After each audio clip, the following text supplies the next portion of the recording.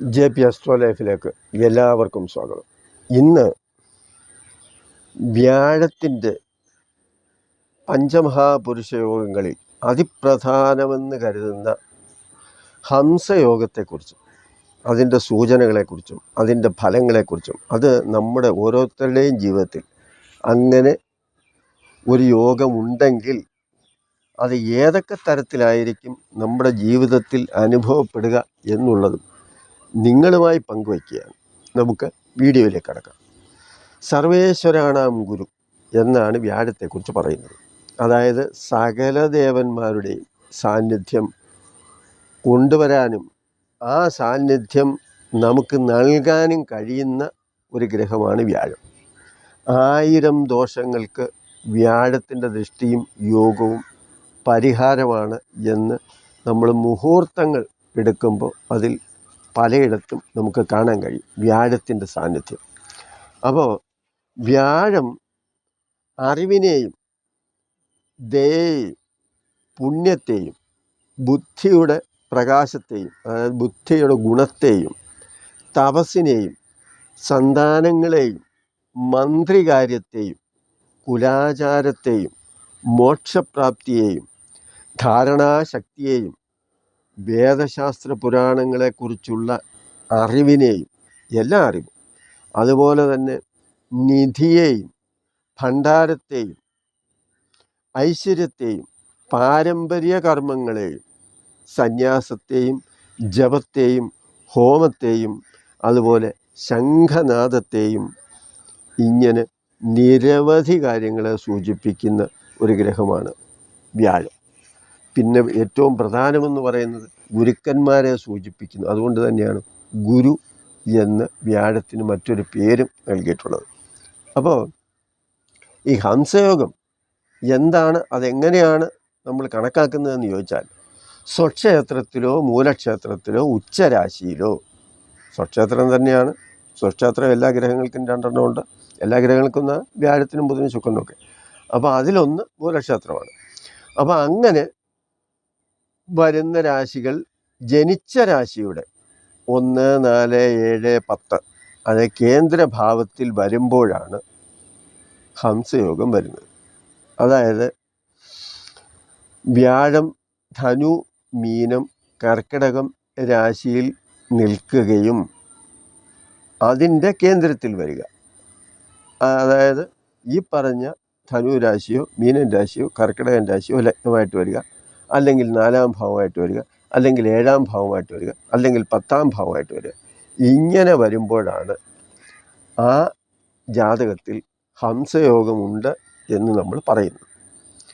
അതുപോലെ കുലീനത്വവും സൗന്ദര്യവും ദാനശീലവും സൗഭാഗ്യവും അറിവും ധനാഗമന മാർഗങ്ങളും ധനത്തെയും ധനം ഇരിക്കുന്ന സ്ഥലത്തെയും ഒക്കെ സൂചിപ്പിക്കുന്നതാണ്. ദീർഘായുസിനെയും, അങ്ങനെ ഒരുപാട് ഗുണങ്ങൾ പ്രദാനം ചെയ്യുന്ന ഒരു ഗ്രഹമാണ് ഈ വ്യാഴം.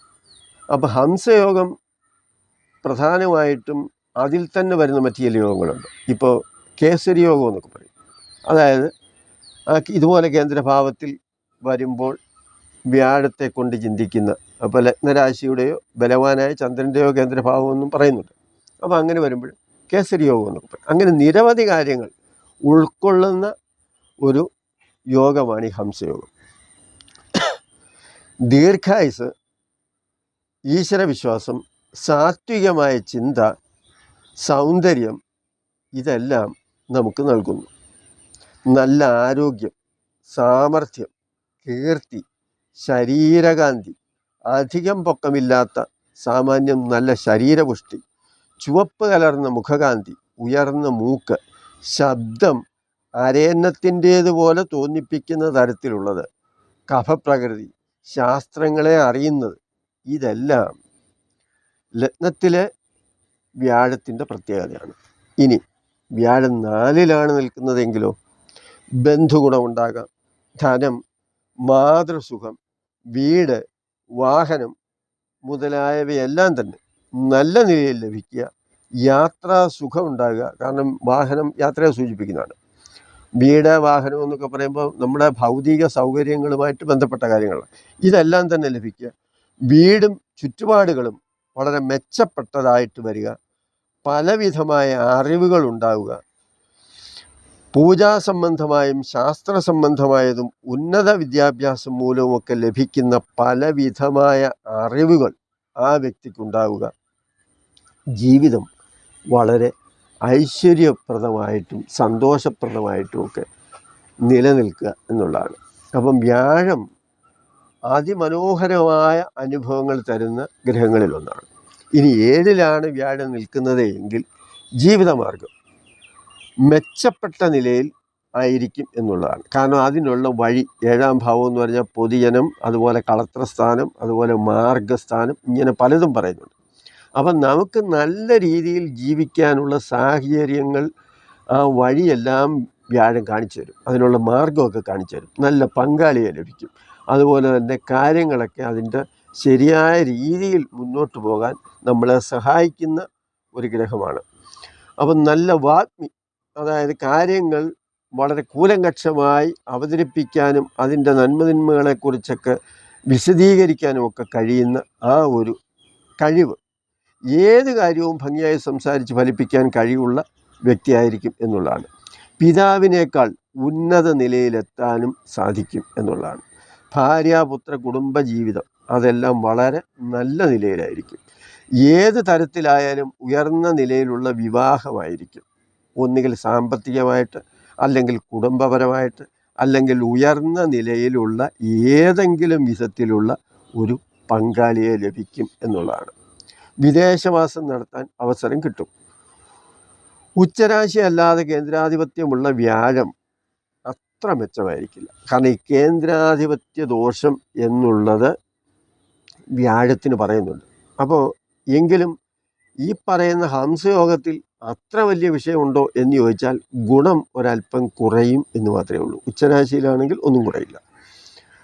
പിന്നെ അങ്ങനെയൊക്കെ വരികയാണ്. ഇപ്പം വ്യാഴത്തിന് അല്ലെ 7-ാം ഭാവത്തിന് ഏതെങ്കിലുമൊക്കെ പാപഗ്രഹ യോഗം കൂടി ഉണ്ടെങ്കിൽ മാത്രമേ ഈ കേന്ദ്രാധിപത്യ ദോഷം എന്ന് പറയുമ്പോൾ 4-ലോ 7-ലോ 10-ലോ നിൽക്കുന്ന കേന്ദ്രത്തിൻ്റെ ആധിപത്യ ദോഷം അനുസരിച്ച് എന്തെങ്കിലുമൊക്കെ ചെറിയ ചെറിയ വിഷയങ്ങൾ ഉണ്ടാകാനുള്ള സാധ്യതയുള്ളൂ. അല്ലെങ്കിൽ ഒരു കുഴപ്പവും ഉണ്ടാവില്ല.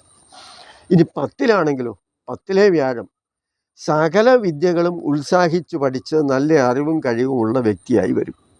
അതാണ് ഏത് വിധത്തിൽ ഏത് കാര്യത്തെയാണോ നമ്മൾ ആഗ്രഹിക്കുന്നത് അതിലെത്താൻ അവർ ഏത് വഴിയും, അത് എത്ര കഷ്ടപ്പാടും സഹിച്ച് അവർ അവിടെ എത്താനുള്ള ശ്രമം നടത്തും എന്നുള്ളതാണ്. മതമേധാവിയായും സമുദായത്തിൻ്റെ പ്രധാനിയായും പുരോഹിതനായും പ്രവർത്തിക്കാൻ ചിലർക്ക് സാധിച്ചെന്ന് വരാം. എല്ലാവരുടെയും കാര്യമല്ല, വ്യാഴത്തിൻ്റെ കാര്യത്വം അങ്ങനെയാണ്. നല്ല അധ്യാപകനായും രാഷ്ട്രതന്ത്രജ്ഞനായും സർക്കാരിൻ്റെയോ അല്ലെങ്കിൽ പ്രധാനികളുടെയോ ഉപദേഷ്ടാവായും, മന്ത്രിമാർക്കെല്ലാം, മുഖ്യമന്ത്രിക്കും അതുപോലെ പല മന്ത്രിമാർക്കും പ്രധാനമന്ത്രിക്കും എല്ലാം അഡ്വൈസറി ഉണ്ട്, ഉപദേഷ്ടാക്കളുണ്ട്. അപ്പോൾ അങ്ങനെ അഡ്വൈസ് ചെയ്യുന്ന പല മേഖലകളുണ്ട്, ബിസിനസ്സുകാർക്കുണ്ട്, പല ആൾക്കാർക്കുണ്ട്. അപ്പോൾ അങ്ങനെയുള്ള ഒരു സ്ഥാനത്തിരിക്കുക എന്ന് പറയുന്നത് അത്ര മോശമല്ല, നല്ല സ്ഥാനം തന്നെയാണ്. അതുപോലെ മന്ത്രിയാകാം, ധനകാര്യമന്ത്രിയോ ജഡ്ജിയോ ആയി പ്രവർത്തിക്കാം, ദേവസ്വം ബോർഡിൻ്റെ തലപ്പത്തിരിക്കുന്ന വ്യക്തിയാകാം. കാരണം ക്ഷേത്ര സംബന്ധമായും ഈശ്വര സംബന്ധമായും ഒക്കെയുള്ള കാര്യങ്ങളായതുകൊണ്ടാണ് മതമേലധികാരി എന്ന നിലയിലും. അതുപോലെ തന്നെ നമ്മുടെ കേരളത്തിൽ സർക്കാരുമായിട്ട് ബന്ധപ്പെടുന്ന ദേവസ്വം ബോർഡാണ്. അപ്പോൾ ദേവസ്വം ബോർഡിൻ്റെ തലപ്പത്തിരിക്കുക, ധാരാളം ശിഷ്യരുള്ള ഗുരുസ്ഥാനീയനായ വ്യക്തിയായിരിക്കാം. അങ്ങനെയൊക്കെയുള്ള ഒരുപാട് ഗുണങ്ങൾ, അതായത് സ്ഥാനം കൊണ്ടും പദവി കൊണ്ടും മേന്മ കൊണ്ടും അതുപോലെ തന്നെ പ്രവൃത്തി കൊണ്ടും സമുദായത്തിൽ അല്ലെങ്കിൽ സമൂഹത്തിൽ ഒരു വ്യക്തിത്വം ഉണ്ടാവുകയും ആ വ്യക്തിത്വം മറ്റുള്ളവരുടെ സ്നേഹവും ബഹുമാനവും പിടിച്ചു പറ്റാനും അതുപോലെ തന്നെ അവരുടെ കഴിവ് എത്രത്തോളം ഭംഗിയായി നിർവഹിക്കാൻ കഴിയുന്നു അതെല്ലാം തന്നെ ഈ വ്യാഴത്തിൻ്റെ ഹംസയോഗത്തിന് സാധിക്കും എന്നുള്ളതാണ്. ഇപ്പം ബാങ്കുകളിൽ ജോലി ചെയ്യുന്നവർ, RBI ഉൾപ്പെടെ ആ വ്യാഴത്തിൻ്റെ ഒരു ആനുകൂല്യം സൃഷ്ടിക്കുന്നത്. കാരണം ഭണ്ഡാരം എന്നാണ്, നിധി ശേഖരിക്കുന്ന സ്ഥലം എന്നുമൊക്കെ പറയും. ഇതിൻ്റെ അർത്ഥം എന്ന് പറഞ്ഞാൽ ബാങ്കിങ് മേഖല, അതുപോലെ ധനകാര്യ സ്ഥാപനങ്ങൾ, ധനകാര്യ മേഖല, അതുപോലെ അധ്യാപക വൃത്തികൾ, അത് പ്രൊഫസറും ലെക്ചറും അതുപോലെയൊക്കെ ഉള്ളവർ, ജഡ്ജി ആണെങ്കിൽ തന്നെ നല്ല ജഡ്ജിമാർ. അപ്പോൾ അങ്ങനെയൊക്കെ ഉള്ളവർ, ഈ ധനകാര്യ വകുപ്പിലെ ജീവനക്കാർ, പ്രത്യേകിച്ച് സെക്രട്ടറി ആയിട്ട് വരിക, അല്ലെങ്കിൽ ധനകാര്യ മന്ത്രിയാകുക, മന്ത്രിയുടെ തലപ്പത്തിരിക്കുന്നവരാകുക, അങ്ങനെയൊക്കെയുള്ള വളരെ മെച്ചപ്പെട്ട നിലയിലെല്ലാം പ്രവർത്തിക്കാൻ ദേവസ്വം ബോർഡിൻ്റെ മെമ്പറാകുക, അല്ലെങ്കിൽ ദേവസ്വം ബോർഡ് കമ്മീഷണറാകുക, അതല്ല അത്ര മെച്ചമൊന്നും അല്ലെങ്കിൽ അസിസ്റ്റൻ്റ് കമ്മീഷണറാകുക, ഇങ്ങനെയൊക്കെയുള്ള സ്ഥാനങ്ങളിലെല്ലാം ഇരിക്കാനുള്ള ഒരു ഭാഗ്യവും ഈ വ്യാഴം എല്ലാവർക്കും നൽകും. അപ്പോൾ വ്യാഴത്തിൻ്റെ ആ ഒരു നല്ല വശം, ഒരു നല്ല യോഗം, അത് നമ്മുടെ ജാതകത്തിലുണ്ടോ അല്ലെങ്കിൽ ആരുടെയെങ്കിലും ജാതകത്തിലുണ്ടെങ്കിൽ അതെങ്ങനെയായിരിക്കും എന്നുള്ളത് എല്ലാവർക്കും മനസ്സിലാക്കാൻ വേണ്ടിയാണ് ഈ ഹംസയോഗം നിങ്ങളുടെ മുമ്പിൽ അവതരിപ്പിച്ചത്. നിങ്ങൾക്കത് മനസ്സിലായി എന്ന് ഞാൻ വിശ്വസിക്കുന്നു. എല്ലാവർക്കും വ്യാഴത്തിൻ്റെ ഗുണമുണ്ടായി ജീവിതം ഐശ്വര്യപൂർണ്ണമാകട്ടെ എന്ന് ആഗ്രഹിച്ചുകൊണ്ട് നിർത്തുന്നു. നന്ദി, നമസ്കാരം.